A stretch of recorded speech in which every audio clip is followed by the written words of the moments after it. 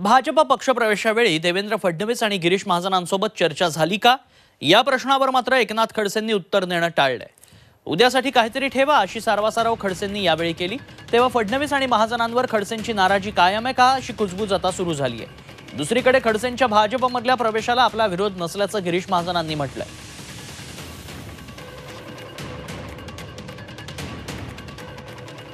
देवेंद्र फडणवीस आणि गिरीश महाजनांची काही चर्चा झाली का आपली? म्हणजे इथे पण चला आता उद्यासाठी काही ठेवा। हो, कोण जाणार आहे उद्यासाठी ठेवा।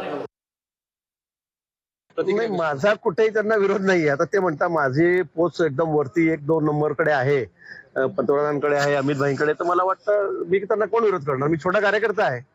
पण आता ते नेहमी सांगतात, काल त्यांनी बऱ्याच ठिकाणी सांगितलं की झालं, आज झालं, उद्या झालं।